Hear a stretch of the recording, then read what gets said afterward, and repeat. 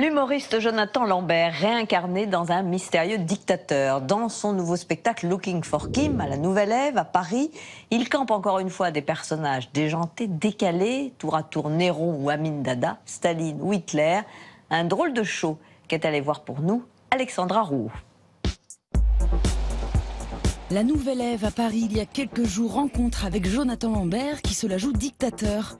Dans son nouveau spectacle baptisé Looking for Kim, en référence à Kim Jong-un, Jonathan Lambert s'intéresse à cette personnalité caractérielle et passe en revue aussi Néron, Staline ou Hitler. Non, non, si seulement il était resté peintre.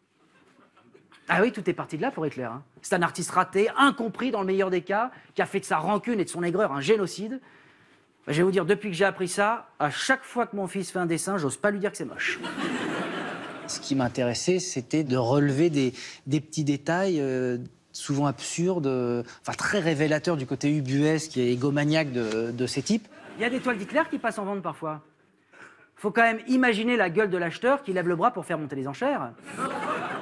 Tous les dictateurs dont je parle sont des personnages, je veux dire, j'aurais pu les faire dans les émissions auxquelles j'ai participé, parce que l'outrance, le costume, pour certains la façon de parler, de bouger, il y avait quelque chose qui échappait totalement justement au quotidien. Donc c'est ça, moi, qui me fascine.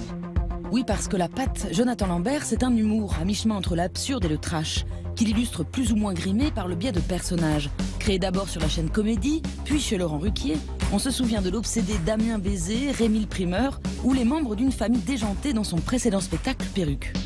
Tu as créé des personnages à la TV, les gens veulent retrouver ces personnages sur scène. Est-ce qu'on imagine Francis Holm débarquant dans la salle d'audience du tribunal sans ses lunettes à verre fumé? Le public crierait « Ouh, on veut les lunettes à verre fumé !» Peut-être j'avais pas suffisamment confiance en moi pour me dire je suis suffisamment drôle comme ça pour avoir les bonnes vannes, je savais pas. Donc je passais par... oui, c'était peut-être des artifices pour me rassurer. Donc voilà, la perruque, c'est le truc...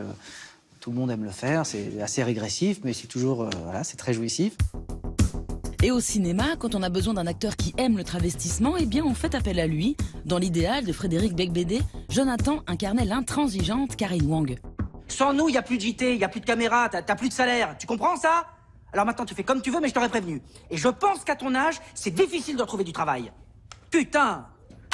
C'était quand même plus simple du temps de Claire Chazal, merde! Je me suis dit, oh là là, est-ce que c'est pas donner un signe de, en gros, je ne sais faire que des rôles à perruque. Et puis, c'était une façon aussi de le jouer différemment, puisque c'était plus de la situation. C'était voilà, de créer un personnage qui peut faire rire, mais qui, après tout, lui, est dans le premier degré.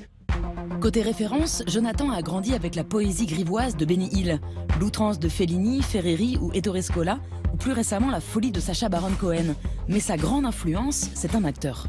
Michel Serrault, ça fait partie des comédiens où je me disais, c'est génial, parce que le type va à fond dans la comédie, quitte à aller dans les trucs qui sont parfois très, justement, outranciers, que ce soit à Cage aux folles.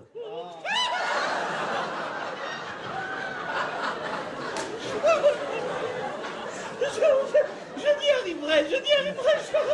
Et évidemment, moi, je suis un grand fan des films de Mocky, et Serrault a fait je ne sais pas combien de films avec Mocky, et là, c'était la porte ouverte pour créer des personnages avec des oreilles comme ça, des cheveux de pas possible. Et à la fois, c'était un type qui avait la tête de Monsieur Tout-le-Monde, qui était assez bourgeois, élégant, comme ça, enfin très discret, mais dans ses personnages, il créait quelque chose de tout à fait fou. Et pour finir sur la folie, Jonathan Lambert, proclamé dictateur demain, on lui a demandé une première mesure culturelle. Tous les musées gratuits. Tous les musées gratuits, mais évidemment avec mon portrait à l'entrée de chaque musée et le devoir de saluer. Un artiste pour son portrait dans les mairies. Soulage, pour être un grand monochrome noir. Ça inspire la sérénité.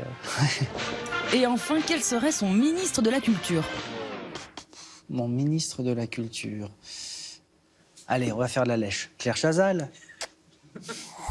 Merci, cher Jonathan Lambert, et nous sommes tout à fait d'accord pour la gratuité des musées. Justement, plusieurs expositions